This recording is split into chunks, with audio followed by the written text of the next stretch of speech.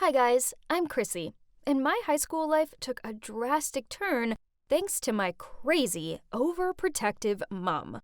You see, my parents divorced when I was a little kid. I stayed with my mom, but she worked for the criminal investigation department, which meant she was super busy, so the house chores remained undone, and we lived off takeaways. Trust me, having pizza and egg fried rice every night isn't as good as it sounds. My grandparents could see that my mom was struggling to juggle her work and home life commitments, so I went to stay with them. I didn't mind this, as mom always visited me on weekends. Besides, grandma's meals are delicious. But then, mom switched departments. She went from chasing criminals to handling paperwork at the station. Due to these changes in circumstances, she had far more time on her hands, so I moved back in with her. It's only by living with her that I realized just how different she is to me. Talk about my opposite, as she's strong, fierce, and impulsive. Basically, she's like a man, while I'm a sweet girly girl who loves wearing pretty clothes and watching cute movies. You can imagine my horror when I invited my bestie, Sharon, over, and mom was walking around the house in a skull print tank top, ripped jeans, and biker boots. She looked like she was going on a bike rally. Yeah, this was just her usual style, but I was expecting she would at least act normal for once when we had a guest around. It was so cringe. She was almost 40, not 15. Then, on my first day of high school, mom insisted she take me there and pick me up, as she was worried there might be troublemakers on the bus. Yep, I know, this was ridiculous. I mean, how delicate does she think I am? But I didn't want to upset her, so I reluctantly agreed. School's out, and I was chatting with my friends while waiting for my mom to show up when we suddenly heard the sound of a motorbike engine coming toward the school. Me and my friends got excited and whistled as we thought a cute guy was passing by. But then they stopped near us and took off their helmet. I literally wanted to faint. It was my beloved mother. Oh, sweet Jesus! What on earth was she doing? My mom shouted with joy. "Hey, Chrissy, get on!" Then she held a spare helmet out to me. I swear it was like the whole school was outside watching us. How embarrassing! When we arrived home, I asked her where the bike had come from. She replied, "What? Oh, you mean Eleanor? I just bought her last week. The weather is so nice today, so I thought I would bring her along." Yes, you heard her right. My mom named the bike after Eleanor Roosevelt. Unbelievable! The embarrassment didn't end there. Oh no. One day, my teacher informed us that tomorrow after school was a parent-teacher conference. I couldn't have mom turning up in a teenage rebel outfit, so I searched her closet for something mom-like. Nope. All my mom owned were t-shirts, ripped shorts, and crop tops. Ugh! So I went online and found this beautiful blue dress, then I told her to buy it. The next day after school, I waited for mom in my form room. All the parents were already there, only my mom was missing. I was about to call her when suddenly somebody walked into the room. Oh my God! Someone, please knock me out right now. It was my mom, and you wouldn't believe what she was wearing. No, it wasn't the blue dress. Instead, it was this super skinny black leather dress, black sunglasses, 10-inch high heels, and a black choker necklace. She looked like she belonged in a vampire movie. Everyone was gawping at her. I think some of the dads were even drooling a bit. When I confronted her about it, she just shrugged and said, "Sweetie, this dress is much more my style than that mumsy blue one." Now this was officially my #1 most embarrassing moment ever. Thanks, Mom. Why couldn't she be like me? I mean, I was starting to think that I was the adult here, not her. The embarrassment didn't end there. Instead, she took it to a whole new level. My school was planning a camping trip, and I was so excited about it. Mom wanted to come along and supervise, but I firmly said no. She started saying, "But honey, you don't know how dangerous the woods are. What if you got bitten by a snake? Do you know how to handle that?" "I don't think so." What? She was just being ridiculous again. We argued for a while, but in the end, she agreed to let me go without her. The trip was so much fun, and some cute boys asked Sharon and me if we wanted to go for a swim in the lake. Of course, we said yes. I mean, look at them. They were so cute. Suddenly, I heard screaming. It was Sharon. She said someone was hiding in the bushes and watching us. That was so creepy. The cute boys said they'd go and check it out, but then this person jumped out of the bush and did a judo throw on them. Wait a minute. I know that move. Could it be? Oh no! It was my mom! What was she wearing? She was in full army gear. She even had binoculars. Jeez, Mom, what were you doing looking like a G.I. Joe? I couldn't hold my tears and I cried out, "Oh my God, why can't you leave me alone? You're ruining everything!" Then I ran back to the camp. She left after that, but I felt so embarrassed for the rest of the trip. When I returned home, my mom immediately said sorry to me and swore that something like that would never happen again. Okay, I could see in her eyes that she really meant it, so I would give her another chance. She calmed down a lot after that, and even let me go to school by myself. Well, that was big progress, don't you think? Soon after that, I started to date this boy named Kevin, and boy, was he hot!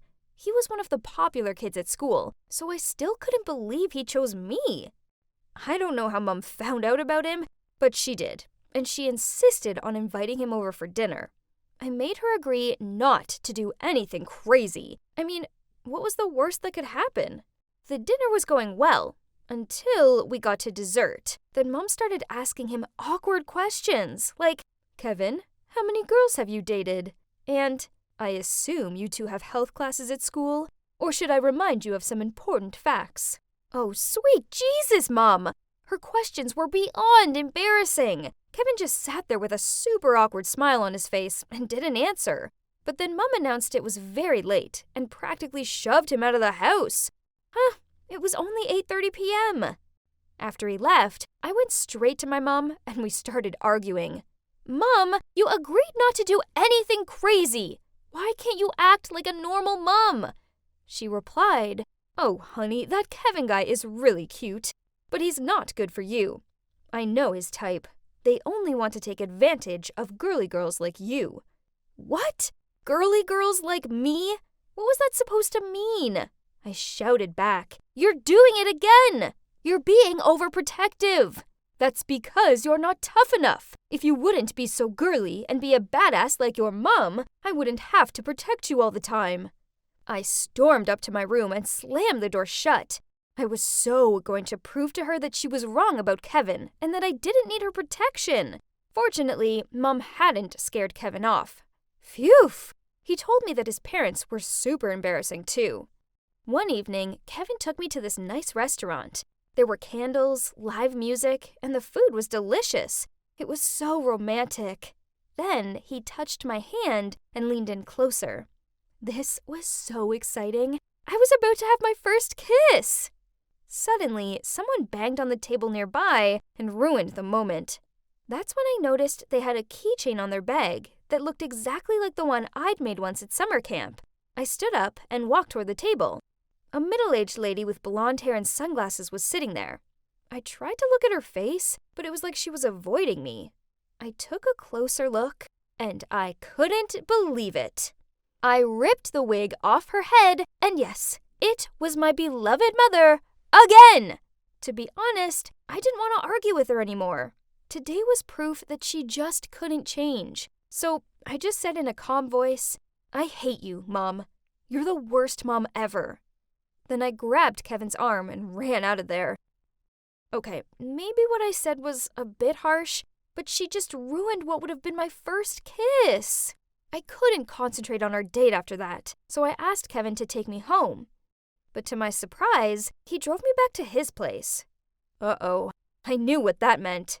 But I wasn't ready for any of that yet, so I told him I'd get an Uber. Suddenly, he grabbed my arm and tried to drag me into his house. I couldn't believe this was actually happening. Mom was so right about him. I was freaking out. But then suddenly, I remembered something important that she'd taught me, so I used her signature judo move on him. It worked, as he laid on the ground and groaned out in pain. Ha! And that's when my mom arrived on her motorbike.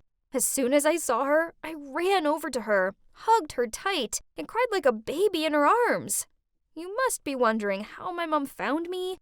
Well, when Kevin came by to have dinner, she pickpocketed his phone and hacked it so she had access to all his messages and location. So after I dragged him out of the restaurant, he texted his friends saying he was trying to get in bed with me at all costs, which my mom saw, so she rushed to rescue me. Oh God, Mom, that was so not okay. But what could you expect from a criminal investigator? When we arrived home, we had a serious talk.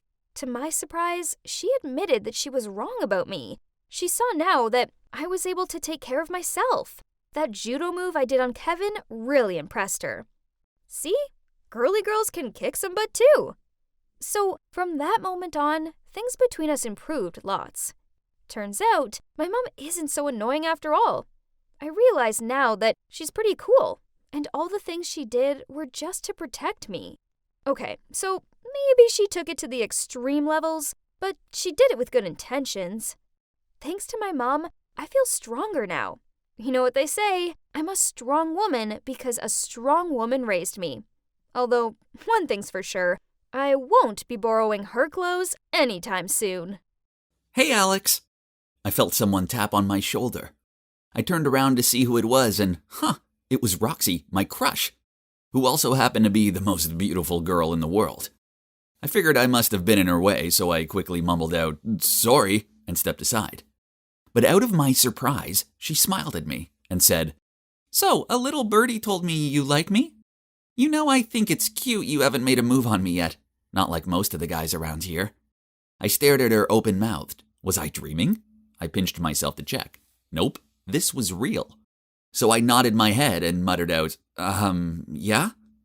My friend's having a party at their frat house on Wednesday. You want to come?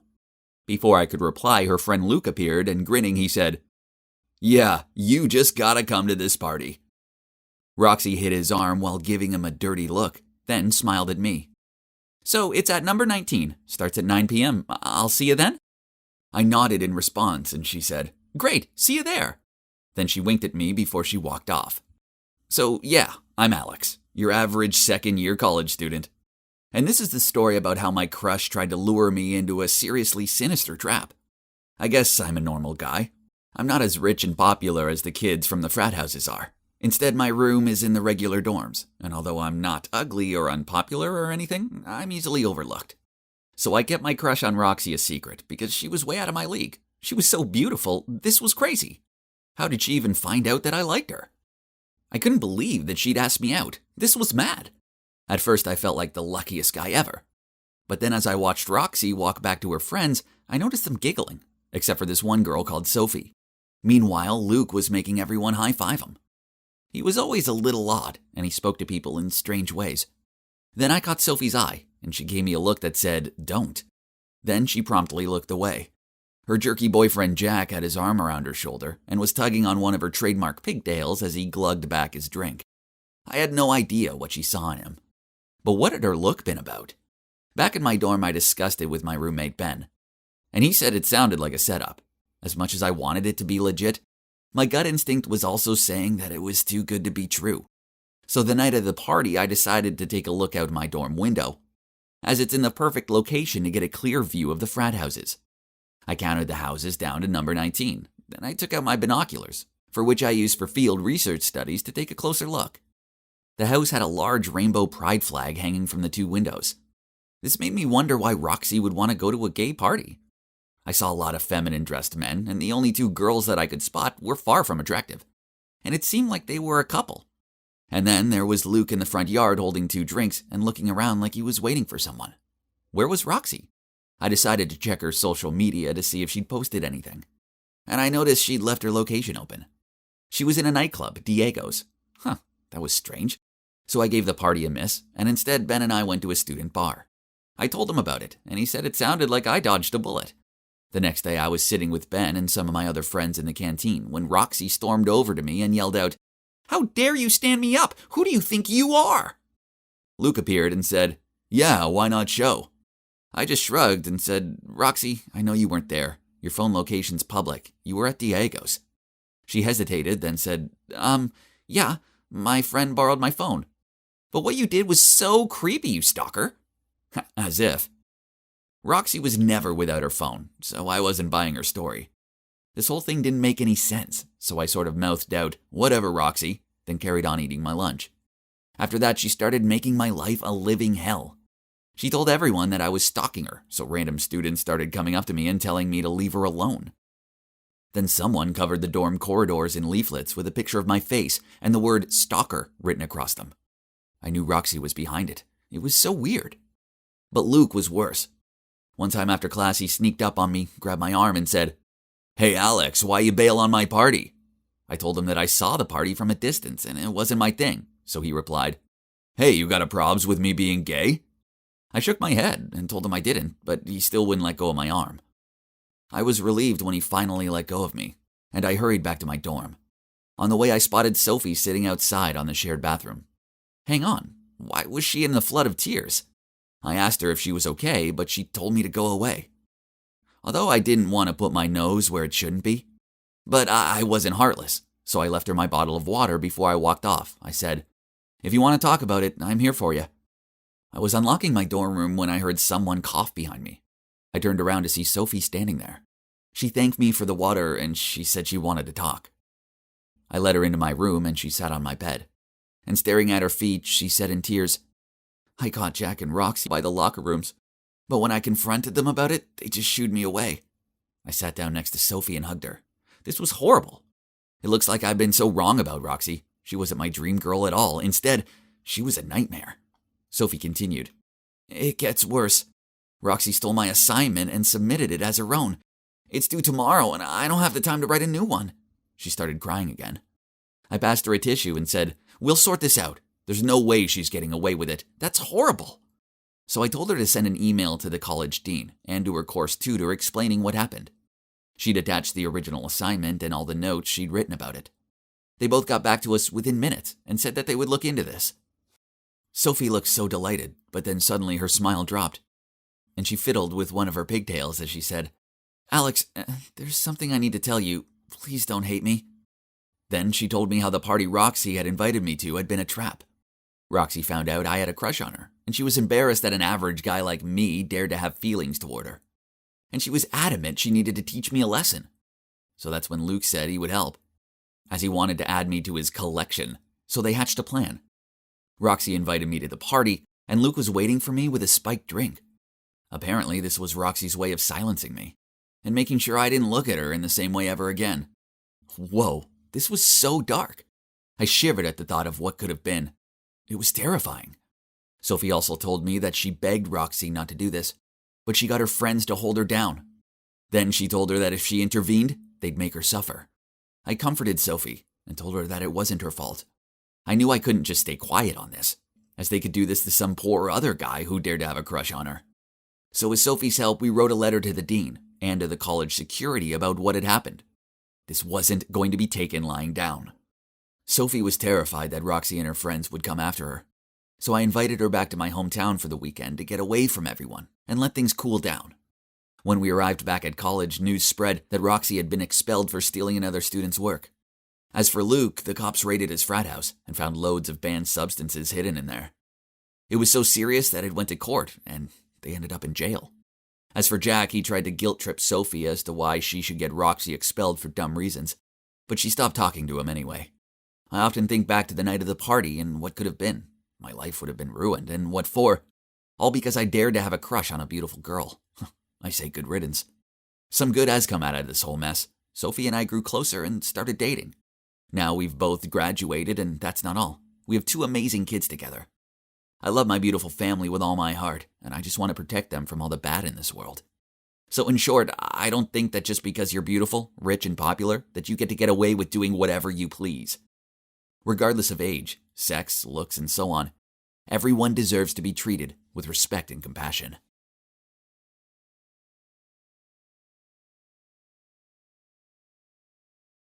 I gripped onto the swing chains and stared down at my feet.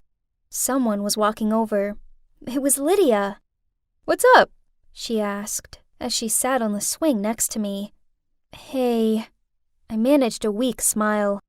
It's probably nothing. It's just, my parents have been arguing a lot. Then this morning, Mom smelled some unfamiliar perfume on Dad's shirt and accused him of cheating. Is he really having an affair? Lydia rubbed my shoulder. No way! Your dad probably just got caught in a spray mist cloud at the department store or something. You shouldn't jump to conclusions that quickly. Your dad loves your mom. Anyone can see that, so don't worry. I mumbled a yeah in agreement. My name's Cora, and as corny as it sounds, before this incident, I had been pretty satisfied with my life. I'm attending a renowned university. I get along really well with my parents, and despite being an only child, I've never felt lonely, as I have my best friend, Lydia, for company. She's more of a sister to me.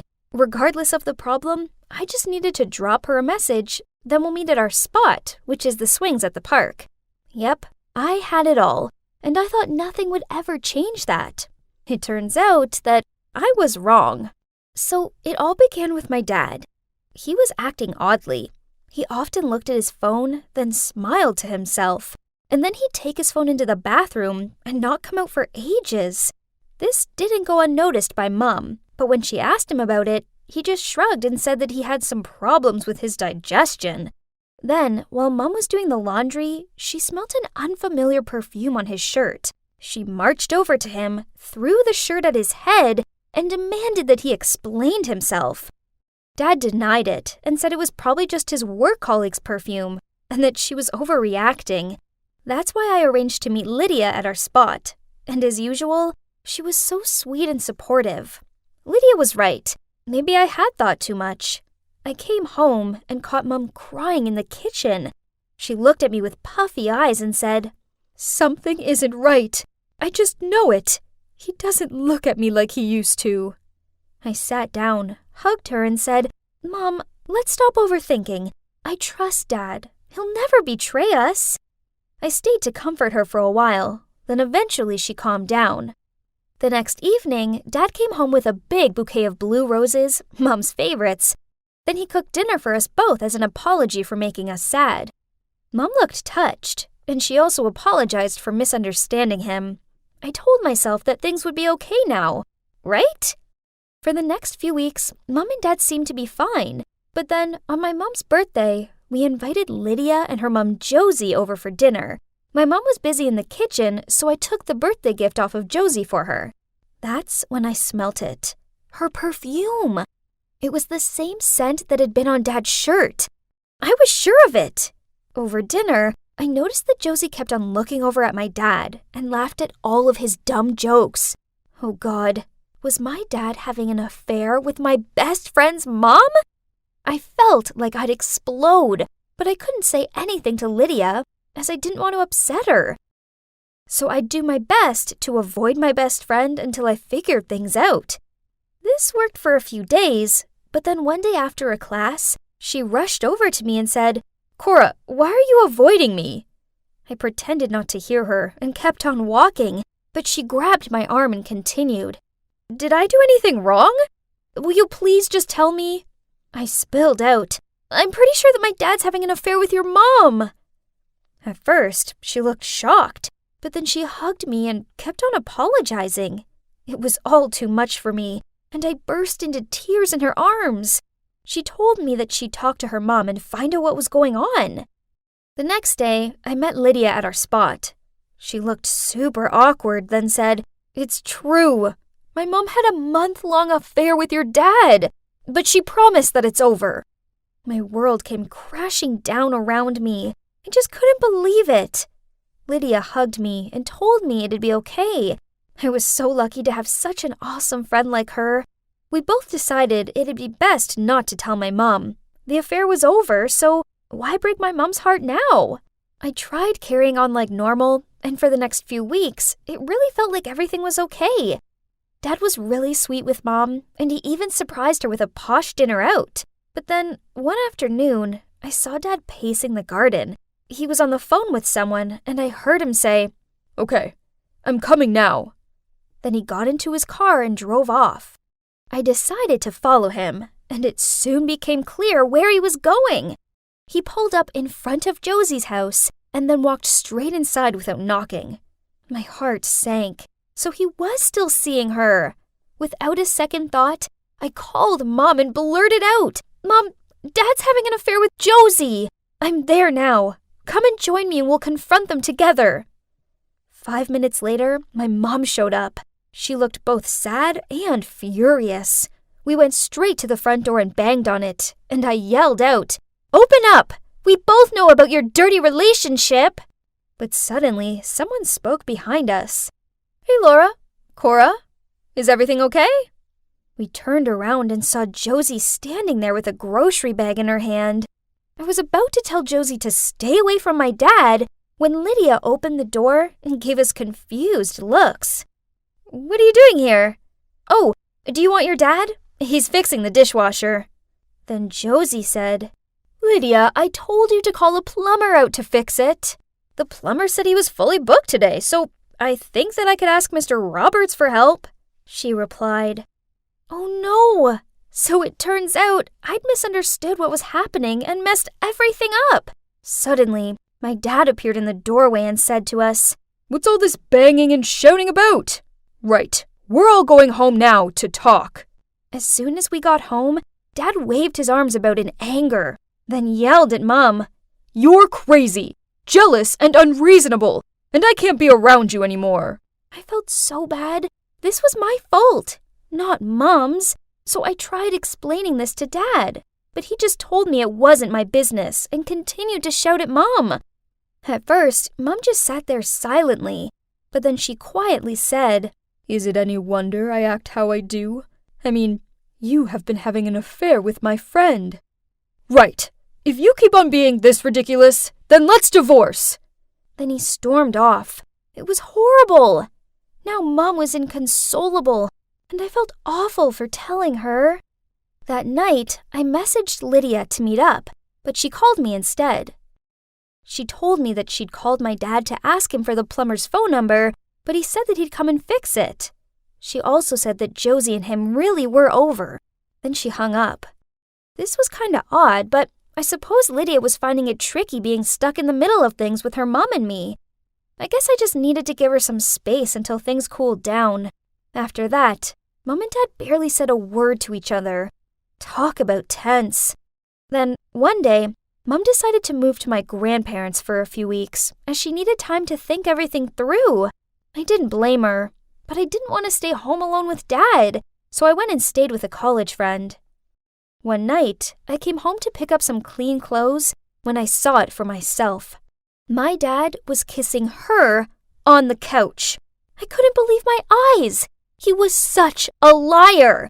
So I coughed to clear my voice, then said, "Oh, so it's over, is it?"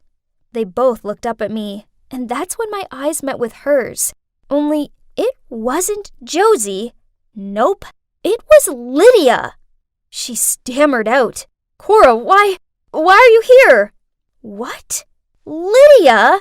So my dad had been having an affair with Lydia? How could the girl who was always there for me through high school breakups, bad grade mishaps, and growing pains do this to me? Then Dad put his arm around her and told me everything, that he had never had any affair with Josie. It was Lydia all along, and that they were in love and wanted to get married. It was all too much for me, so I rushed out of there. Lydia ran after me and called out my name. Then when she caught up with me, she grabbed my arm. "Cora, wait, I want to explain. Your dad and I interrupted her. "Why lie? Why say it was your mom?" "I'm sorry. I just wasn't ready for everyone to find out then. So I sprayed my perfume on my mom and made up the story that she'd admitted to having an affair with him.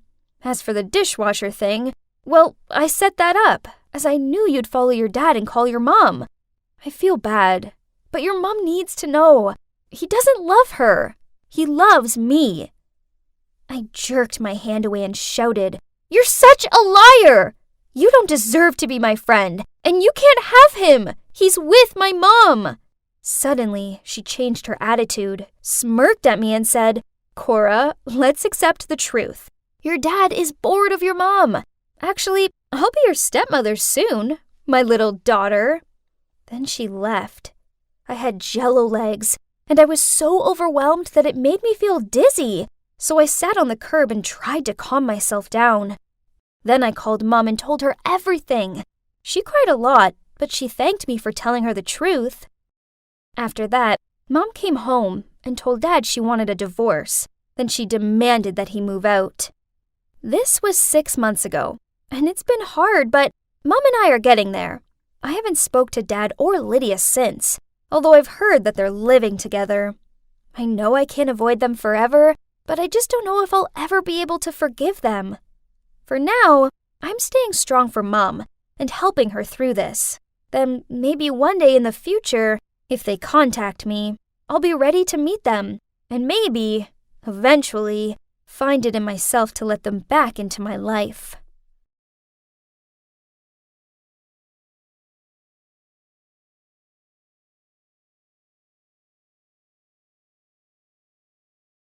So, the data needs to be collected by Friday so we can...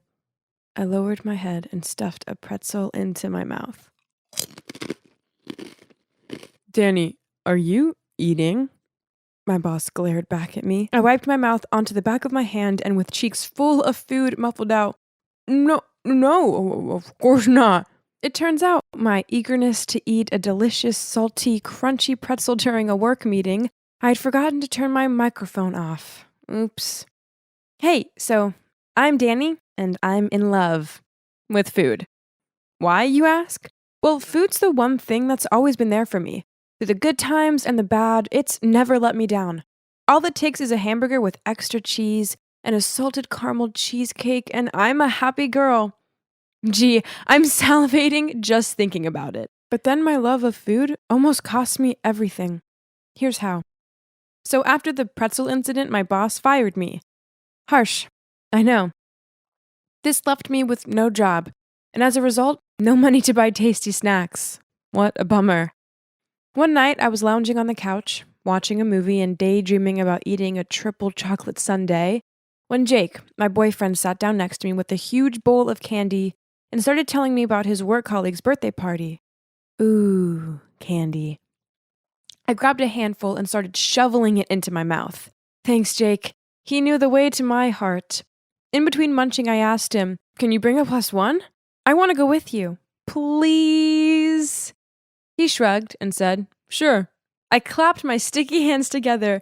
Ooh, a party! This was so exciting, as parties meant there'd be food and lots of it. As soon as we arrived there, I made a beeline for the buffet table. OMG! This was amazing. There were club sandwiches, mini pizzas, and potato salad bowls. I lifted the entire serving bowl up and started spooning the food into my mouth. Then some woman appeared next to me. Frowning, she said, excuse me? Please, can you not eat out of the serving bowl? With my mouth full, I replied, Oh, sorry, it tastes so good. Then I placed the bowl back down and grabbed a handful of potato chips. As she walked away, I heard her mutter under her breath, What a greedy guts. Eventually, Jake grabbed my arm and led me out of there. He was sulking and could barely meet my eye, so I asked him what was up. What's up? He grunted. Do you even need to ask? You sit around all day eating everything out of the cupboards. Then when I bring you along to my colleague's party, you hog the buffet? It was so embarrassing. This bummed me out. I guess maybe I could have a little more self-control around party food. And I guess I did need to find a job. Besides, having money meant I could buy better snacks, and I wouldn't have to keep on taking Jake's. So I got a part-time job at my local cinema, on the popcorn counter. That sweet, buttery popcorn smell. How I adored it. I couldn't help it. It was there staring at me in all of its warm, golden stickiness. So in between serving a customer, I sneakily stuffed some into my mouth. What are you doing? My heart stopped as I heard a familiar voice behind me. I turned around and came face to face with my manager. I denied immediately. I wasn't doing anything. As popcorn popping out of my mouth, they shouted at me and accused me of eating all the profits. So unfair. So you guessed it, I was fired. Again. I arrived home early with a tear-stained face and a bag full of my favorite chocolate treats to cheer me up. Jake looked over at me from the couch and asked me what was up. I slumped down next to him, pulled the wrapper off a chalk bar, and said, I got fired again. I couldn't help it. It's popcorn. It's too tasty. Does this world need to be so cruel?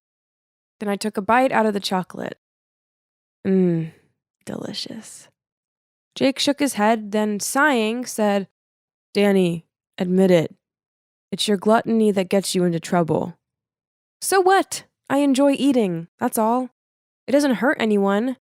I finished the chalk bar and started unwrapping the next one. Jake shook his head, then walked off. Whatever. I didn't need his support, as I had delicious chocolate to comfort me. Yum.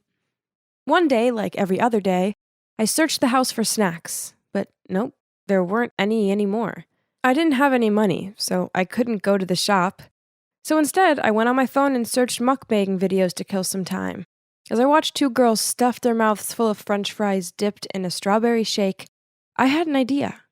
Of course! Why hadn't I thought of this earlier? I should become a mukbanger. I'd get to earn money while doing what I love, eating food. It was a win-win. For my first video, I kept it simple.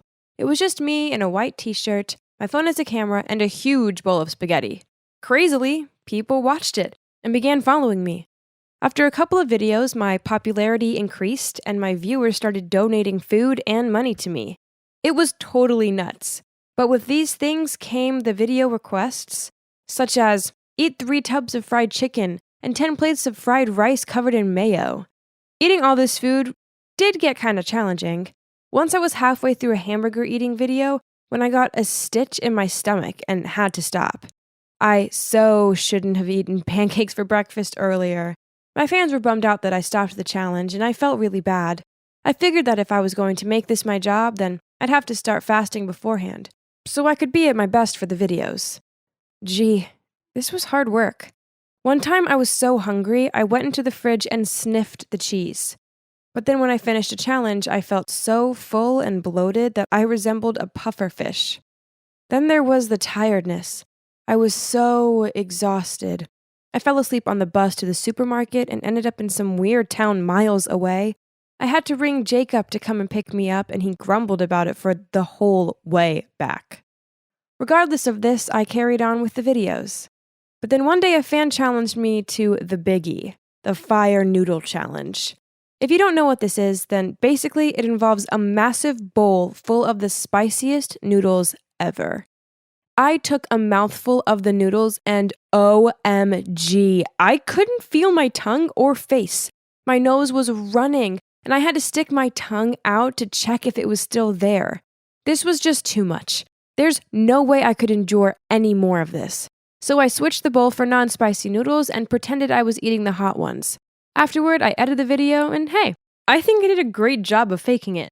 Even though I'd only had one mouthful of the spicy stuff, it was repeating on me. My stomach gurgled and my tongue still felt numb. I lay on the couch with the hot water bottle pressed to my stomach and feeling sorry for myself. Jake sat down next to me and gave me a concerned look. Danny, you gotta stop this video thing and get a real job. With my swollen tongue, I managed to sputter out, eating in videos is a real job. Jake shook his head. Gluttony is not a hobby. Everyone's just laughing at you. Hello. I was being paid for eating, and these videos help many lonely people out there to have company during a meal. They were laughing with me, not at me. Jeez, Jake was so boring at times. Between the spicy noodle challenge and some weird bug eating challenge in which I used jelly worms covered in chocolate instead of the real deal, faking became the norm for me. Soon the articles started circulating saying I was a fake eater. Posts such as, she's faking all the time, and no wonder she's still in shape, popped up everywhere. After that, I had no choice but to live stream eat. Lots of my fans encouraged this, but it was hard work. It didn't take long for the weight to pile on, and within a month, I was up 2 dress sizes, and I felt super sluggish. One morning when Jake saw me searching my wardrobe for something, anything to wear that would fit me, he suggested we go jogging. I stared down at my favorite jeans that I now couldn't get past my thighs and agreed to go. I had made it to the end of the block and whoa, it was hot and I couldn't breathe. I was crouched over, clutching a fence for support when a pregnant woman walked by. You're such an inspiration, running at your age and after giving birth. Even without this one, she clutched her bump. I wouldn't be able to manage it. What? Did she think I just had a baby and I was old? Oh, great. And now Jake burst out laughing too. I felt terrible. Did I really look that bad? This lingered in my mind, so I ended up going online and ordering some weight loss pills. I started taking them, and within a week, I had breakouts, stinky breath, awful wind, and I felt like a slug. Then one time I was in the kitchen taking the pills when Jake walked in, saw what I was doing, snatched them out of my hand, and said, "Danny, look at you. You're a mess. You have to stop the pills and stop the videos." I was angrier than a nest of disturbed wasps, so I snatched the pills off him and kicked him out of the room. Then I yelled, "You don't get it! Just leave me alone!" Jake didn't say much to me after that, and I carried on with my mukbang bubble.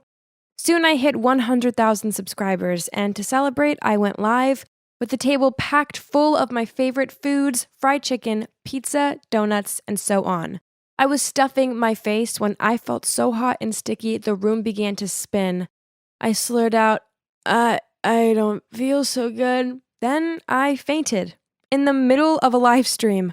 I woke up a few hours later in the hospital with a drip in my arm and a serious-faced doctor glaring down at me.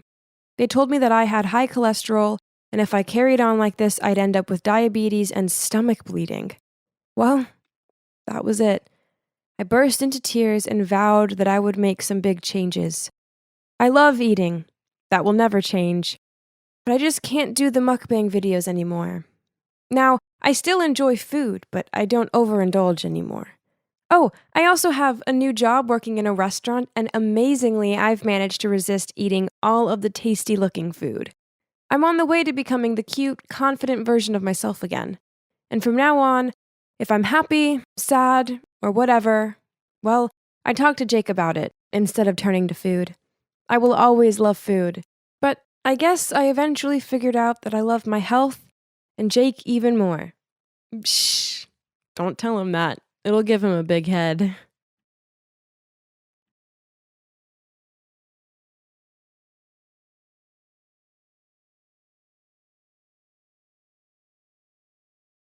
"All we can do now is pray," the doctor said as he left the room.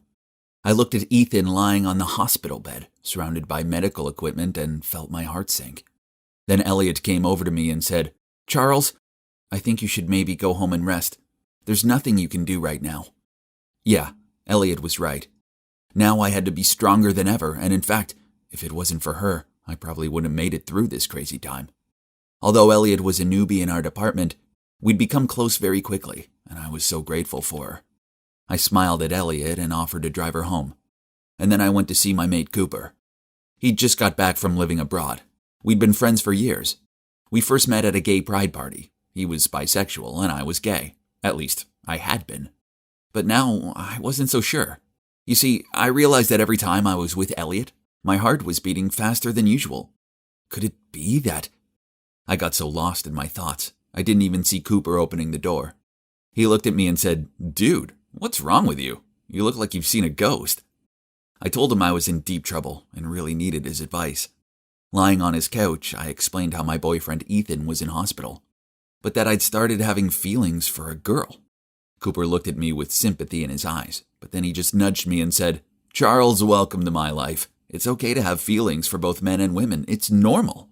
I asked him what I should do, and he said I should just listen to my heart and let it decide. And then he winked at me and asked to see a photo of this girl who was turning me by.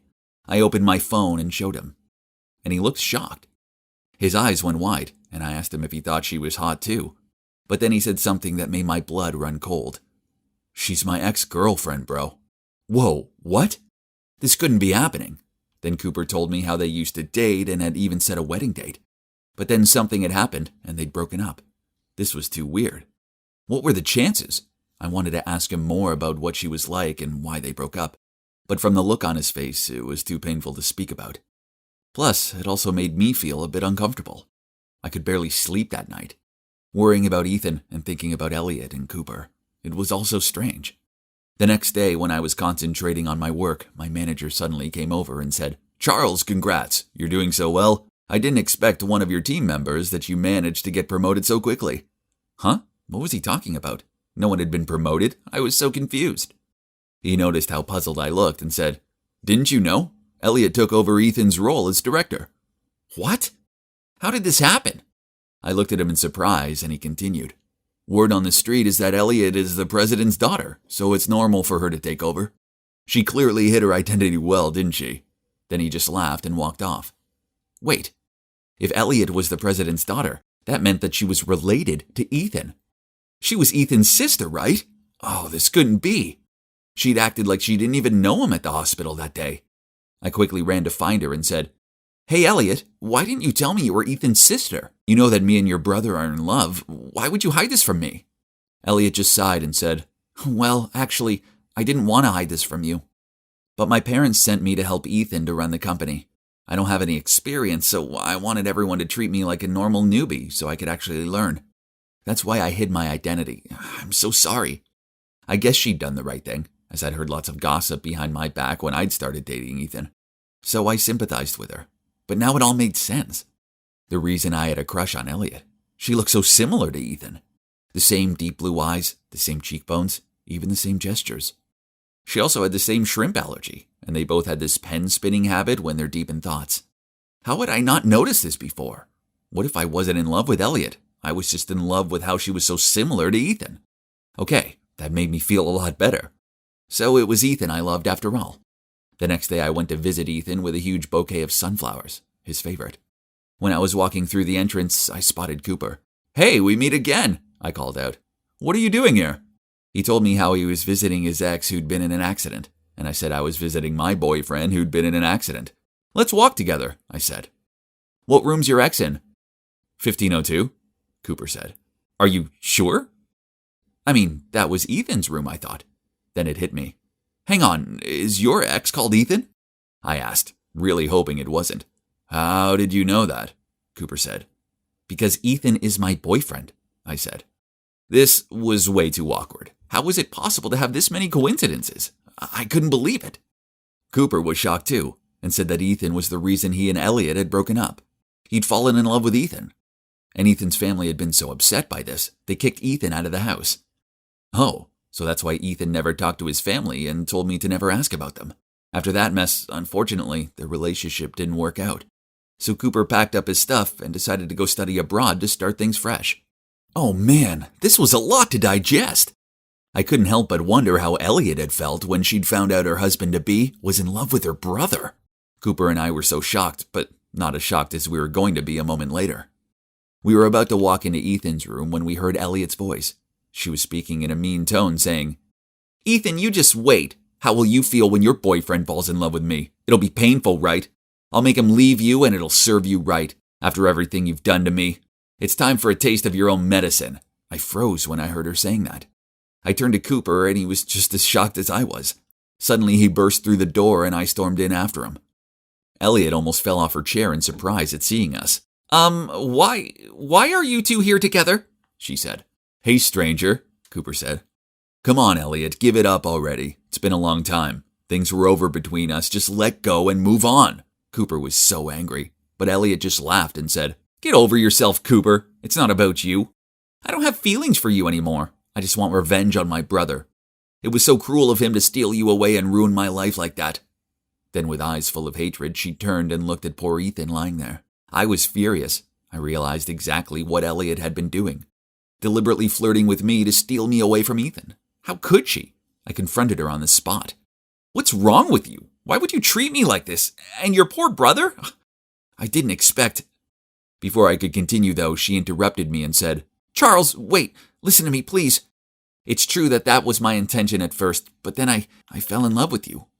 And I thought you were starting to fall for me too. I'm so sorry."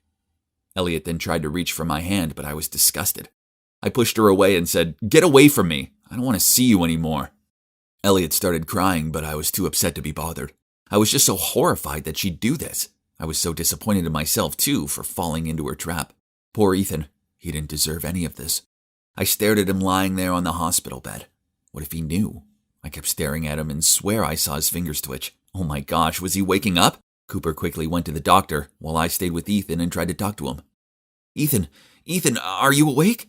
The doctors ran a few tests and said that Ethan had finally regained consciousness and would wake up properly soon. Cooper and I were over the moon. I was so relieved he was going to be okay. And it seemed like Elliot also felt the same as she stood quietly in a corner of the room, tears streaming down her eyes to the corner of her mouth that turned up in the most subtle smile. And as expected, about a week later, Ethan opened his eyes. I'd never been so happy in my life.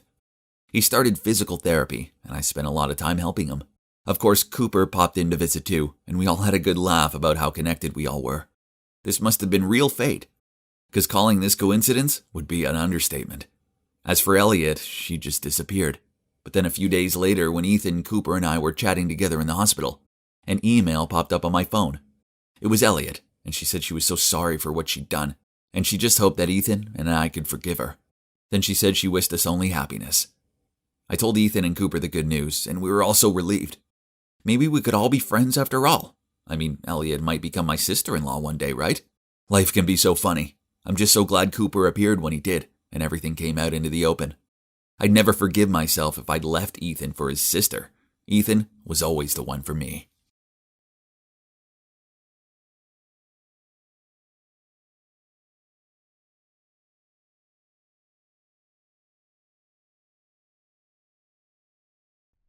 It was March 31st. A normal day, right? Well, yeah, but not tomorrow. Nope, as it was April Fool's Day.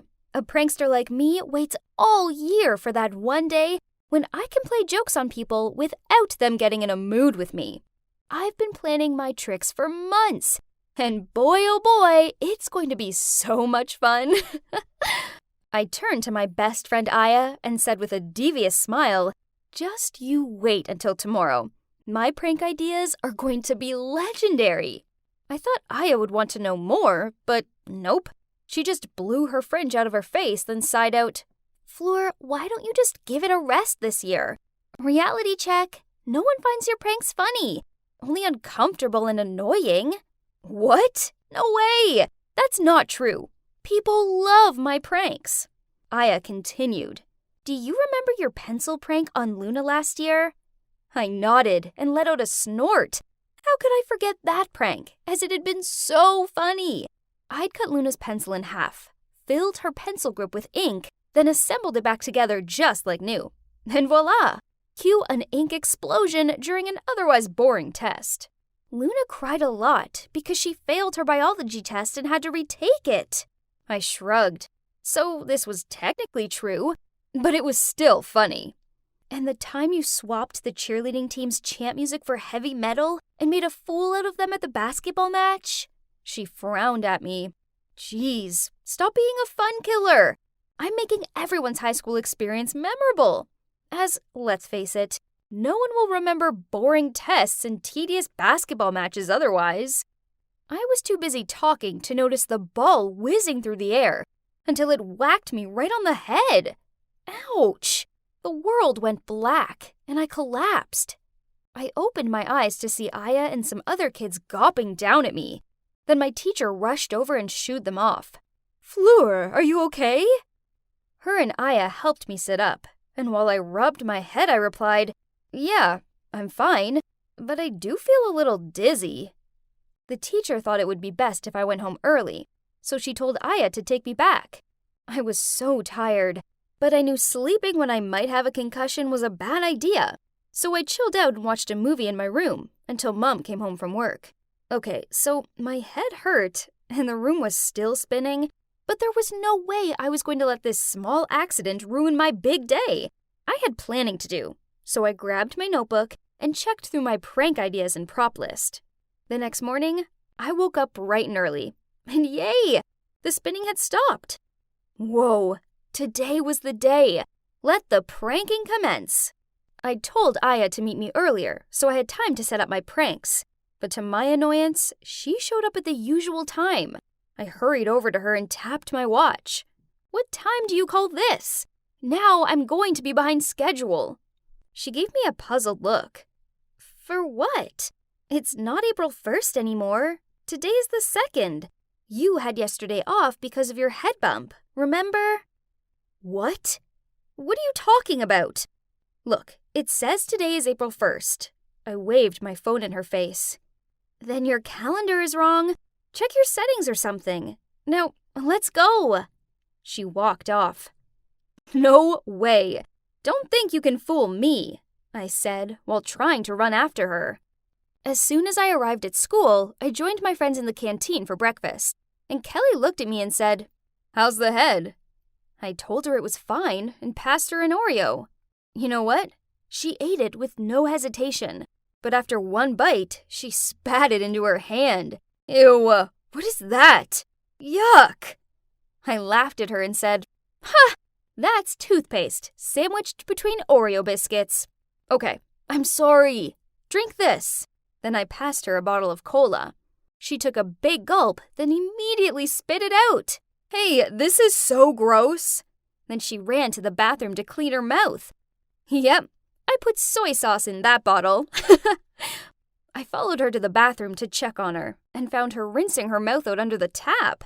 When she finished, she frowned at me and said, "Fleur, this isn't funny. I thought you only did these stupid pranks on April 1st. Now I have to put up with my stinky soy sauce breath all day." I rolled my eyes, then smirked. Yeah, as if it's not April 1st today. It's not. What's wrong with you? It's the 2nd. Then she stormed off. Wait, what? What did she mean it was the 2nd? No way. Anyways, seeing as I was already in there, I decided I may as well carry out another prank. I pulled out my Nutella jar and went into one of the cubicles and waited until another girl went into the one next door. I asked her, "Hey, excuse me, my friend, do you have toilet paper in there?" She was nice and replied, "Sure." Then she passed it to me. I quickly put some Nutella on my hand, then rubbed it over her hand too. Oops! Oh boy, she screamed so loudly, and I couldn't hold my laugh. Ew, what the hell? So disgusting, you freak! Then she ran out to wash her hand. I stepped out. Relax, girl. It was just a prank for Fool's Day. Just Nutella. But she sneered back. You're crazy, and it's the 2nd already. Jeez, what's wrong with you? Then she left. Okay, this was so weird. Why was everyone acting like it was April 2nd? On the way to class, I rechecked my phone. Yep, it said April 1st. Okay, I got it. This was everyone's dumb attempt to fool me. Well, nice try, but it so wasn't working. As it was the 1st, which meant it was time for math class. I took my seat in class and waited, but, Why did Mr. Simmons, the chemistry teacher, walk in? He told us to prepare for our next lesson in the lab. What was going on? I was so confused. That was tomorrow's schedule, right? Then he sat down in the chair without any suspicion and a big fart sound came. I laughed so much my sides hurt. I couldn't believe it. I do this every year, but they fall for it each time. But hang on, why was everyone so quiet? I looked around and realized I was the only one laughing. Oh, come on, everybody. It was fun. The typical joke for April Fools. Mr. Simons held up the fart pillow and gave me a stern look. Fleur, I don't expect this behavior from someone your age, especially seeing as it's not even April Fool's Day anymore. And can you believe it? All my classmates agreed with him. No way!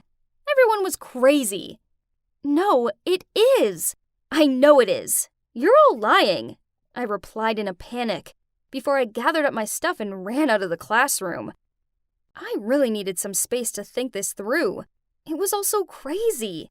I couldn't have zoned out for an entire day. Could I? Or the ball hit me so hard that I lost my memory? I remember having dinner, then staying up late to plan out my pranks, and I know I was tired, but no way. They were the crazy ones, not me. Anyway, lab time. I was the last one to walk in, and I sat down at my bench and started on the experiment. I guess I wasn't focusing properly as I poured the chemical into the beaker, and boom! The next thing I knew, I was covered in this weird green powder stuff. Still, no one was laughing. Instead, they were all staring at me and asking if I was okay. Then Mr. Simons asked them all, "Why is this chemical bottle here? What a mistake!" Embarrassed, I ran to the bathroom to clean my face. Geez, I looked like the Grinch. It was super tricky to scrub off. Ugh, I hoped I wouldn't be stuck with this color forever. But was it someone's prank on me? But if that's the case, then why did no one laugh? I sure would have laughed at me if I was them. Finally, the green powder started to come off, and then I went back to class. On top of my backpack was a folded-up note with my name on it. Huh. I opened it. "Hi, Fleur. There's something important I want to tell you. Meet me in the hall after class. Devin, X." My heart instantly fluttered. I'd had a crush on Devin for, forever. But, oh, I got this. This had to be a prank. Everybody knew I liked him, so they did all of this to embarrass me. Devin must be involved this time. I glanced over at him, and he smiled, then gave me this cute wave. Whatever, this was definitely too good to be true. Enough. I wasn't going to let everyone laugh at me anymore. So, as I followed Devin to the hall, I took a sip of water, but I kept it in my mouth. Then, when Devin stopped walking and turned to face me, I squirted the water up into the air like an elephant, then said, "Ha! Gotcha! I'm no fool." He wiped his face onto the back of his sleeve, then looked me straight in the eye and said, "Fleur, I have feelings for you. I waited until today to tell you, as I didn't want to do it yesterday on April Fool's Day, as you'd probably think it was a joke. So why do that to me?" I stared at him speechless. The highlighted words that I'd heard were feelings, yesterday, and April Fool's Day. I started laughing a fake laugh, but then it turned awkward, 'cause his serious expression didn't budge. "You're kidding, right?" I muttered out, but he looked totally devastated. Oh no, I didn't want to upset Devin. I was just confused with days and, as if I actually missed April Fool's Day. What a bummer! I realized my prank had gone too far, and how it could have hurt his feelings, so I blurted out, "Devin, I'm so sorry. I didn't mean it. It's the concussion. I'm delirious. I'm so sorry." Then came an awkward silence. Suddenly, Devin's sad look changed into a smirk, and he began to laugh. Then everyone jumped out of nowhere and started laughing too. I stood there with a gormless expression on my face. Then Aya appeared and said, "Gotcha!" So it turns out it was actually April the 1st, and I hadn't actually missed a day. Nope, this was Aya's ingenious idea for everyone to get their own back on me. Last night, she created a group on Facebook and added everyone in the class, including the teachers, to plan today's prank. No, this couldn't be possible. I was the pranking queen, not them. Then Aya sidled up to me and said, "Hey Fleur, guess what? It's still April Fool's Day." The next thing I knew, I was grinning at her. Then I play hit her arm and started to laugh. I guess that they had fooled me good. After that, I didn't carry out any more pranks. I was just happy to have a chilled rest of the day. Then, when I was walking home, Devin caught up with me and said, "Fleur, I'm sorry. But actually, not everything was a joke today." I smiled and looked at him. "Oh yeah? So, what's not a joke?" But he just turned tomato red, then rushed away. I stood there blushing as I watched him hurry off. Did this mean Devin really likes me? Interesting. Maybe this April Fool's Day wasn't such a fail after all.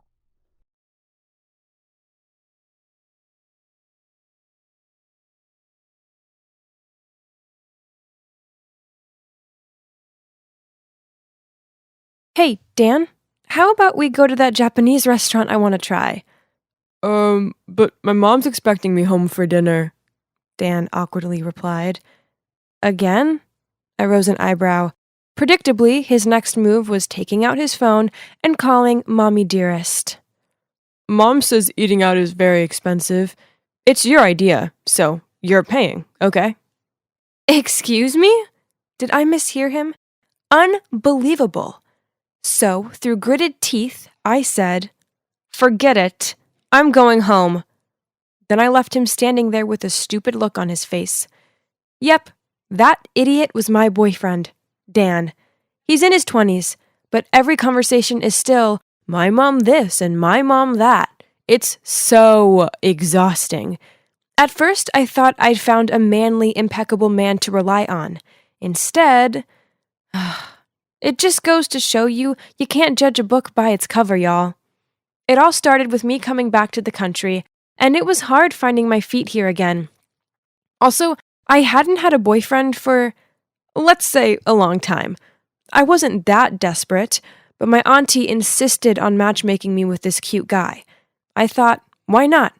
First impressions, Dan was fine. He'd just graduated from a prestigious college, and he seemed so gentle and kind. We spent a good time chit-chatting, so yeah, after that we started dating. It was swell at first, but then the abnormal details about him began to surface. We arranged a date at mine once. The plan was to cook a meal together, then relax watching a movie. But as soon as he arrived, he walked straight over to the couch and started watching TV without any helpful intention. I dragged him into the kitchen, passed him a carrot and the peeler. He looked confused, then stuttered, but I don't know how. I tried to show him, but despite explaining it in great detail, Dan still fumbled to peel one lousy carrot. Then, yep, you guessed it, at one point he called his mom. Then he told me, My mom says the kitchen is a very dangerous place. I could cut or burn myself. We could go back to my place. My mom can do the cooking. I glared at his arms akimbo. Or we can eat out, Dan mumbled. Only if it's on you, Claire. It's not my fault. I growled while shaking my head. Fine, then I'm not coming with you. Then I pushed him out and slammed the door shut behind him. What the hell just happened? Still, I told myself that maybe he was just scared, since he has never cooked before. One time we were in a clothes shop, and I spotted this shirt that I knew would suit him. It wasn't his usual style, but I insisted he tried it on, and ooh, he looked so good in it. Dan seemed to like it too, as he admired himself in the mirror, then said, It does look nice, but wait, can you please take a photo so I can send it to my mom? Well, she's the one who buys all my clothes, so... What? So now he needed approval from his mom before he bought anything? Jeez. Anyway, I took a couple of photos and he sent them to his mom. They exchanged messages, then he turned to me and said, Okay, Mom says you can buy me it. Me? My eyes widened. Yeah, Mom says you chose it, so you should buy it for me. Wait, what? I literally froze for seconds. Speechless, I could only glare at him before I found the means to leave. Claire, what's wrong? Dan chased after me, but I ignored him. Okay, I admit that after a few dates, it was easy to figure out he was a total mommy's boy. But I told myself that it was sweet he loved his mom so much, and I never expected it to be that extreme. After that, I used the silent treatment on him, but he wouldn't quit bugging me. Then, he told me he wanted to take me out to my favorite restaurant as a birthday treat. Ooh, this sounded great! Perhaps he'd realized something and wanted to make it up for me. We were holding hands and walking toward the restaurant when we passed by a shoe store, and in the window display were the perfect pair of boots. Well, I'm a girl, and it was my birthday. I pulled Dan's arm. Danny, look! I pointed at the boots. I want those. I grinned from ear to ear. Okay, Dan replied blandly. My smile faded. I mean, they'd make the best birthday present. Ugh, since when did a girl like me have to ask for a gift? Why? Dan shrugged. You like them, I don't. My face reddened with anger. But it's my birthday. Dan scratched his head and forced a smile. Sorry, babe. Last night I spent my allowance on some new games, so I'm broke now. Pfft, I sneered. Why don't you ask your mom? And he unexpectedly went mad. Hey, you're obviously the wealthier one. How come you keep asking me to buy you stuff? Enough! I stopped dead. I have never, ever dated anyone as awful as you before. You're a grown-ass man, so stop running to your mommy every time you forget how to turn the kettle on or stub your toe. And why on earth do you still get an allowance at your age? It's over. Then I turned to leave without letting him have the last word. So freaking unreal. Trust me, to arrive back in the country and end up straight into this bizarre mommy's boy circumstance. But yeah, at least I was finally free of him now. It's been a few weeks since then, but just the thought of Dan still made me so mad. Ugh, I needed to get out of here and live a little. So I called my close friend Philip and arranged to meet him and some of my trusted guy friends at a bar. Cheer up, little girl, he teased. I know what will put a smile on your face. Our gaming group found this hilarious player. All we have to do is throw a few compliments his way, and he buys us all new items. Then, whenever we go out partying after a victory, this noob also pays for it all. What an ego. I mocked, Congrats, bros. Wish my ex-date was also that generous. Then I rolled my eyes. He never spent a cent. Well, at least not without asking his mom for permission first. Philip laughed with a surprise. Hey, this noob's the same. He brags that despite being broke, his mom came up with the idea of matching him with rich girls so he can be covered. Hold up. That didn't sound right. I had a real bad feeling about this. Then Philip pointed across the bar and said, Oh, speak of the devil, and patted my back. A chill ran down my spine as I took a deep inhale of breath and turned to see it was Dan. And oh, he had a new girlfriend already. I quickly made up some excuse and bailed before they saw me. That night, I couldn't stop thinking about Dan's new girlfriend. Whatever Dan and his mom were doing was no less than scamming. So I arranged to meet up with Philip at a diner, and I confided in him about my history with Dan and how I was concerned about his new girlfriend. Philip offered to help and said he would try and find out more information. A few days later, he reported back with his findings. Turns out, Dan and his mom had learned the Claire lesson, so this time with his new girlfriend, Lizzie, they were playing it differently. Dan, as his mom had ordered, took some sensitive photos of Lizzie, and now every time she refused to pay for something, he threatened to post them online. OMG! This made me feel so sick. This poor girl was trapped and were sucked dry of all her money. This was extortion, and I was going to put a stop to it. It didn't take long for me to find Lizzie online. I then dropped her a message saying I wanted to help, and we arranged to meet up in person. After hearing me say that I knew the truth, Lizzie burst into tears. I can't let those pictures get out, so I have to keep on being his girlfriend and pay for everything. She rubbed the tears off her cheeks. I had to borrow money, and now the interest means I'm in thousands of dollars worth of debt, and I still have no guts to speak out. Let's put an end to this. I slammed my fist on the table. Be brave, Lizzie. I've got your back. The day after Philip and I went with Lizzie to tell her parents, it was bad. Her mom started blubbering and tried to cover her face while her dad went furious. No one does this to my little girl and gets away with it. Philip replied, Too right. The bad guys are going down. We spent the rest of the day gathering evidence, including all of the threatening messages Dan had sent her and the receipts she'd kept from the extortionate purchases he'd forced her to make for him. That was when Lizzie received a message from Dan. There's this expensive restaurant I want to go to. Babe, take me there tonight or else. Love you, X. Lizzie replied that she agreed. Then, knowing Dan was out, we went around to his house. We confronted Dan's mom as soon as she let us inside. She was frightened and eventually confessed that she didn't have a job and it was Dan's dad who provided for them. As a result, she spoiled Dan so badly that it annoyed his dad, so he left. Then she sadly blurted out, He didn't say a word to me. He just left Dan a note that said, Take care of yourself and your mom.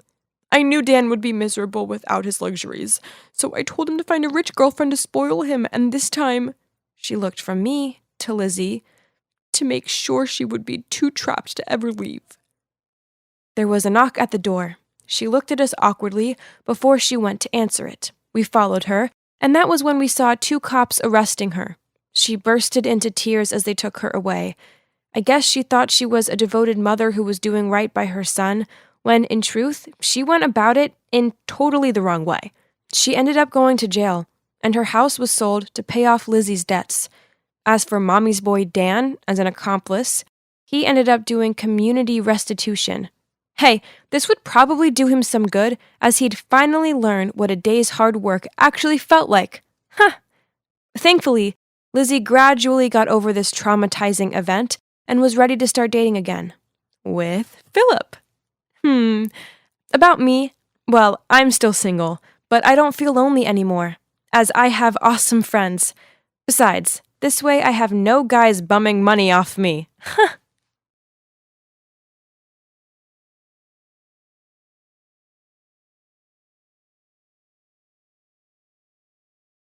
Scott, I said it's over.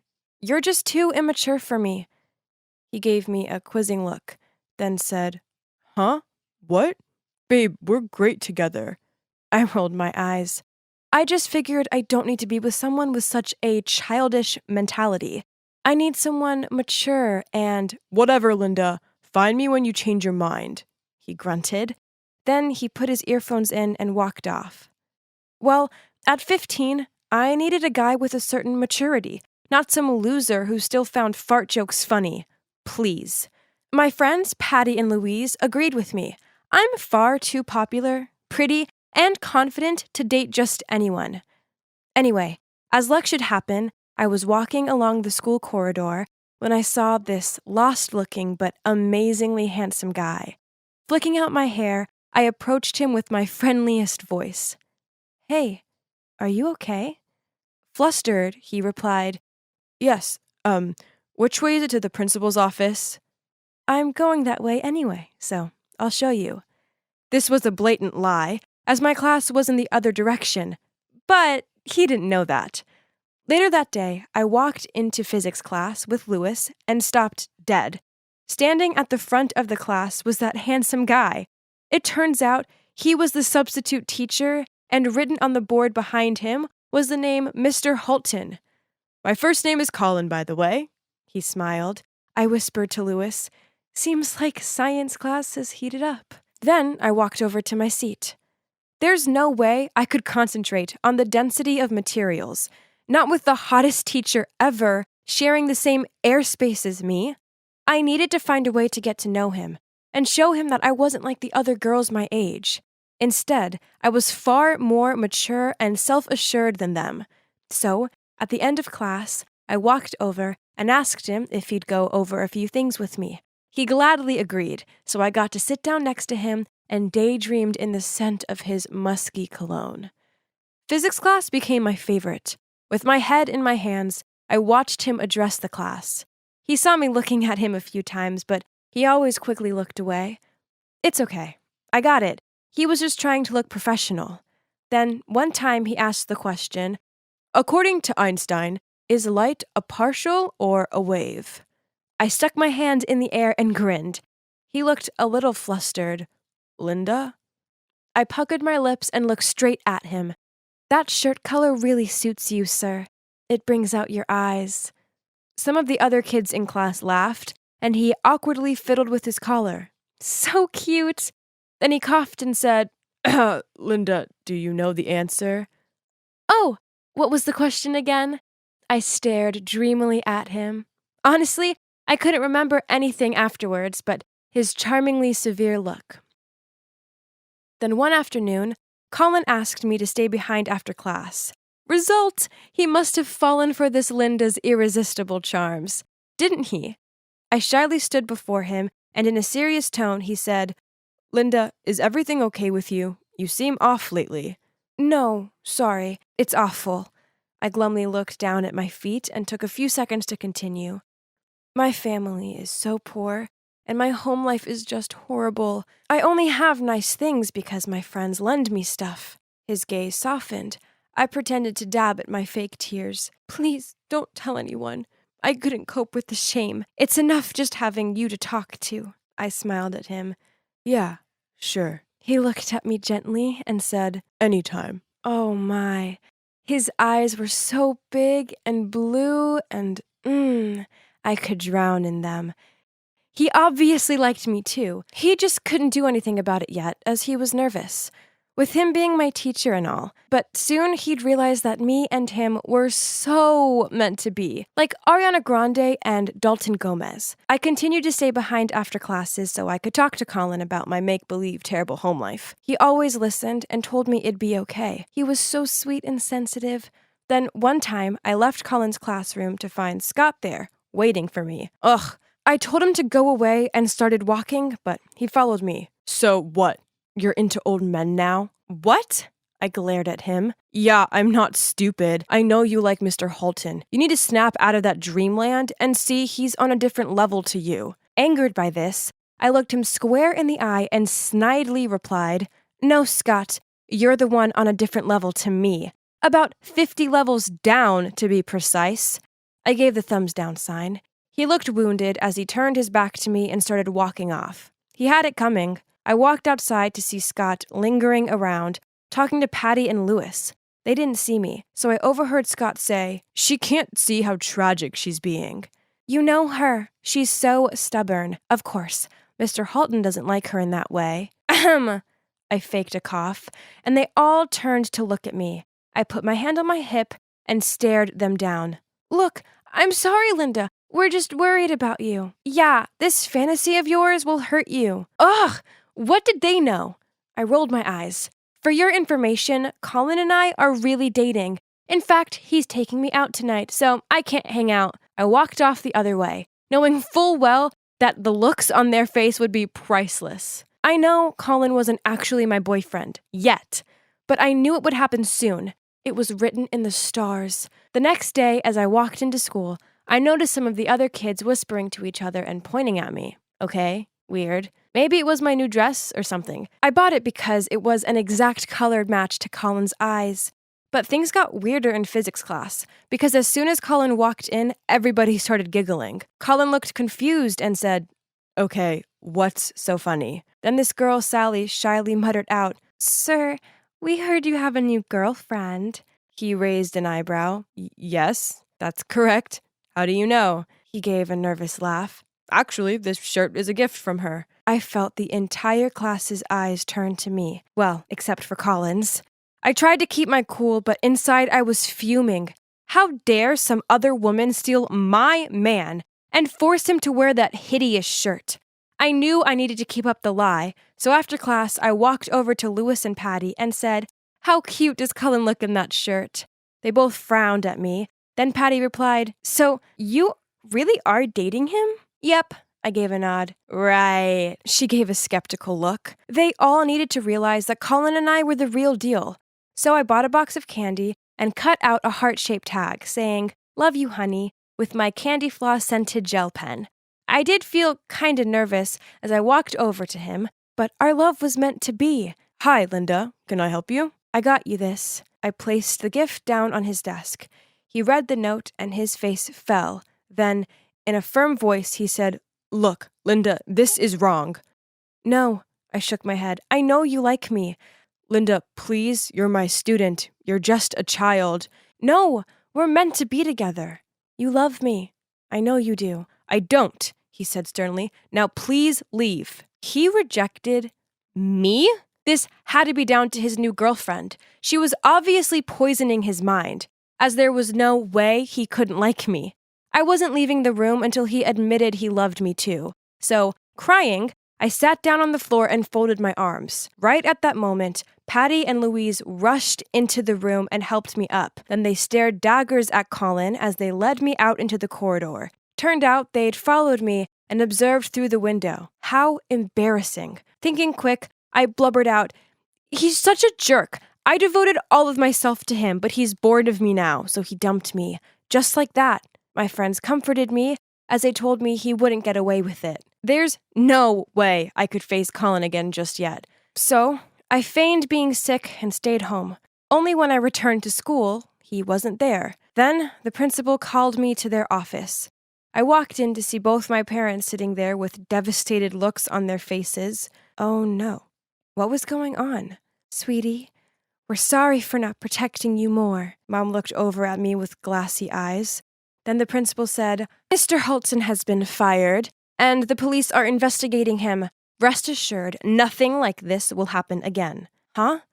Colin had been fired? Why? Then the reality hit me. It was because they thought he'd been having a relationship with me. I muttered out, No, you've got it all wrong. Nothing happened. Linda, I know this is difficult, but he's a bad man. It didn't matter what I said. They remained convinced that I was so manipulated by Colin that I'd say anything to clear his name.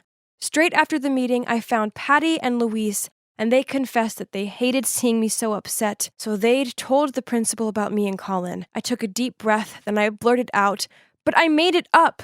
All of it! Of course, they were super angry with me for lying, but after bearing their tantrums for some 30 minutes, they agreed to help me clear his name. So, they went to the cop station with me, and we told them everything.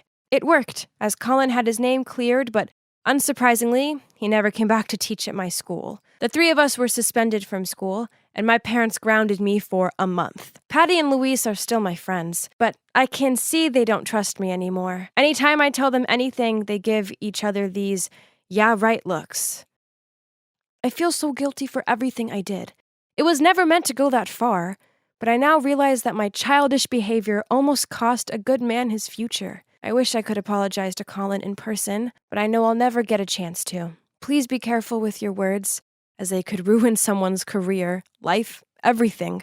If, like me, you adore your teacher, then please just respect them, be nice, and let them be.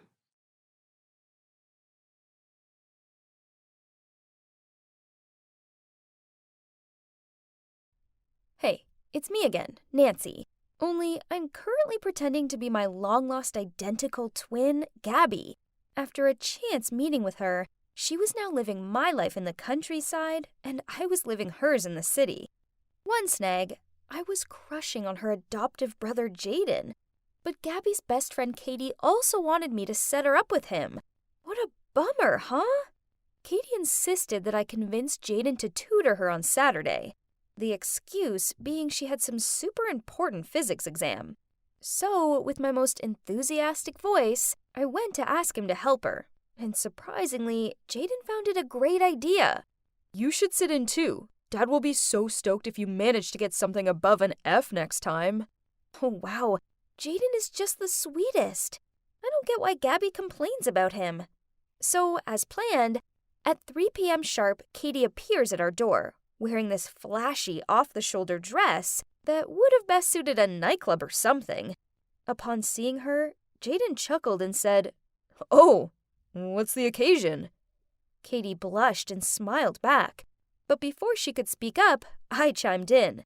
Katie's afraid your physics class would be too boring, so she wanted to add some colors. Jaden laughed and told us to follow him upstairs to study. Katie obviously wasn't happy with my ad-lib. She frowned at me and mouthed, "What the heck was that?" And I just gave her 2 big thumbs up and acted as if I was being an amazing wing girl. We sat around a desk, and Jaden started to explain physics stuff. This was so easy, but Katie kept leaning in closer to him and asked him some dumb questions while playing with her hair. I swear, the hair twirling was an act, but her not understanding any of these symbols was real. I soon got tired of playing dumb, so I jumped in and explained it instead, and Jaden looked impressed. Okay, this was fun. Katie shot me a dirty look. "Gabby, don't you have a manicure at 5? Then she kicked my leg under the desk. "Stay. You're acing it." Jaden grinned at me. "Those nails can wait. You're only 1 F away from Dad's tantrum, and I don't want to witness that." Then he turned to Katie. "You should encourage each other to do better." Then we went back to the lesson. I could tell how furious Katie was, as she was crumpling up the edges of a page on her notepad. I was secretly celebrating my little win. Then my phone rang. It was Dylan, and he sounded kinda mad. Oh my god. I'd totally forgotten that Gabby had told me about today's big date at a fancy restaurant for their 6th-month anniversary. Oops. I didn't want to go on a date with Dylan and leave Jaden here with Katie. Ugh! But I couldn't let Gabby down, so I quickly changed outfits, grabbed the gift she'd bought for him, then left. I arrived at the restaurant to see him lingering about outside, looking sulky. So I had to make up some excuse. Sorry, honey, I just wanted to look good for you. Then gave him a kiss on the cheek. Yuck. He was wearing even more cologne this time. Inside, I feigned interest in the menu so I wouldn't have to talk to him. I didn't want to mess my sister's relationship up, but I had nothing in common with this guy. Suddenly, his phone rang out. Hang on, was that a Youngblood song? Sorry, babe, I forgot to put it back on silent. I love Youngblood. His new song is so catchy. We should make a TikTok to it. He gave me an odd look. But you always hate this kind of music. Thinking quick, I replied, I guess your music tastes must be rubbing off on me. He looked extra happy, then took my hand, which startled me a little, but that was a good icebreaker. I felt much more comfortable talking to him after that. Okay, so regardless of his clothes and hair, he was actually a pretty sweet guy, and it was obvious that he really cares for Gabby. We had a lot of fun, and then he dropped me off at home. And obviously, like any couple that had been dating for months, he went in for a kiss. And I started to panic again. For your information, I haven't had my first kiss yet. And I didn't want it to be with my sister's boyfriend. I gave him a kiss on the cheek again, then fake coughing. I told him the cold the other day hadn't worn off yet, and I didn't want to pass it to him. Phew. Luckily, he bought it. Then he just gave me a kiss on the forehead and wished me good night. Whew! It was such a day. I threw myself onto the bed and was about to call Gabby for an update when Katie called. She moaned at me for being unhelpful on her date. Then she demanded I rearrange another one to make it up to her. So, another tutor session with math? I suggested, with zero effort whatsoever. No thanks, I'm tired of it. Gabby, you literally did no help today. This is the chance to redeem yourself. I trust you. Then she hung up, leaving me at a dead end. So I phoned Gabby for advice, and she told me to book them at a date at Jaden's favorite restaurant or something. Then, Gabby must have noticed how unenthusiastic I sounded. She added, Oh, and Nancy, I know Katie loves to do the whole mean girl act, but underneath it all, she's actually pretty sensitive and has always been a good friend to me. So please make this work for her. Okay, so I needed to be less Nancy and more Gabby, as Katie deserved to have a loyal, caring best friend.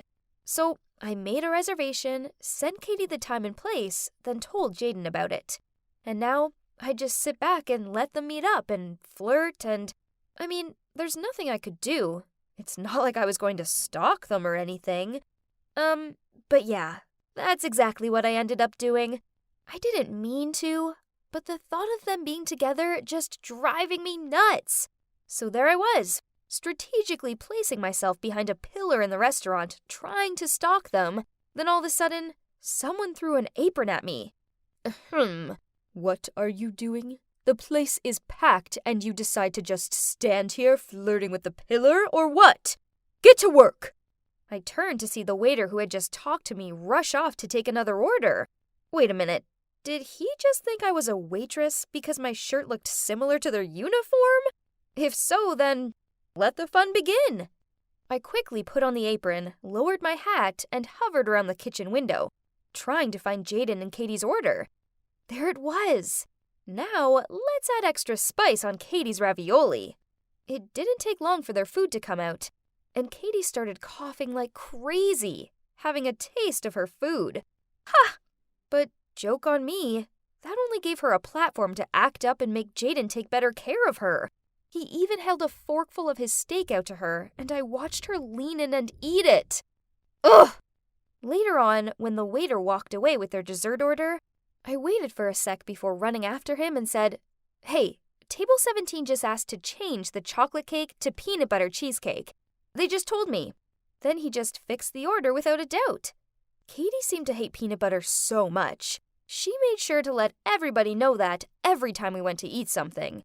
Well, Jaden loved PB&J, so by this way, he would see what an annoying, picky eater she was. After that, I lingered at a corner, pretending to wipe tables to stay out of sight, while keeping an eye on them. And as expected, Katie jumped off her seat and started yelling at the waiter after taking a sniff of the cake. The waiter looked puzzled, then looked around, searching for something. Suddenly, he pointed at me. "Hey, are you sure about the order? You were the one who told me that they switched the cakes." I froze as all the eyes were now on me. "Gabby, I can't believe this!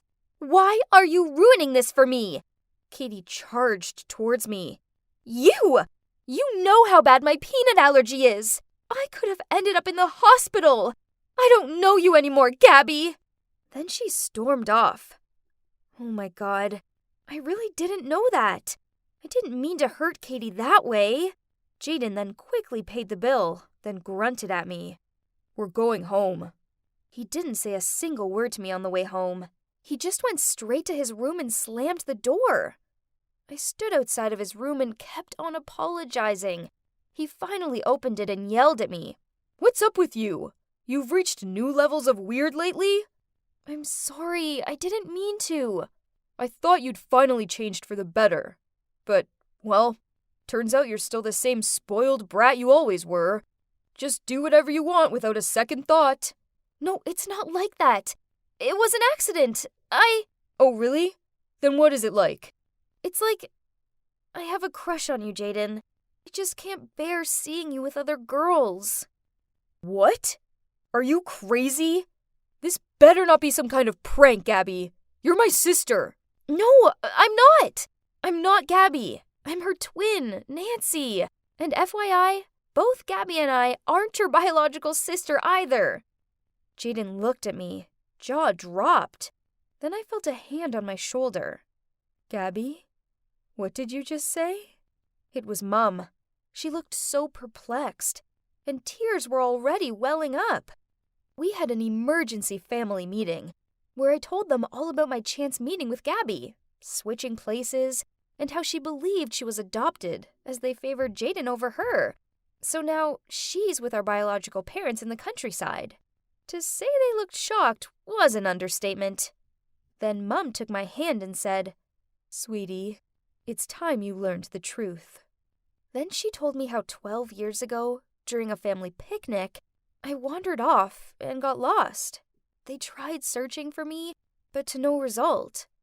But now, here I was. I'd found my way back to them. They also mentioned that it wasn't that they loved Jaden more. They were stricter with Gabby because she was rebellious when it came to her studies. "It pains me to know she thinks we love her less." Dad sighed, then Mum turned to me, cupped my face with her hands. "Oh God, my poor Abby. I can't believe you're here with us now." "Abby? So my real name was Abigail?" I choked up. Things then got emotional. There was a lot of hugging and sobbing. It was an emo overload. "So let's go pick up your sister, shall we?" Dad patted on my shoulder and told everyone to get changed. Then we hit the road right away. It may have already been 10 p.m., but this couldn't wait. On the ride, I started to calm down and let the truth get to me as I took one good look at everyone. So these were my real parents? And that meant Jaden was my real brother too? Man, now that's embarrassing. I pulled out my phone to give Gabby a heads up that we were coming, and didn't forget to add a, "You are so not going to believe what actually happened."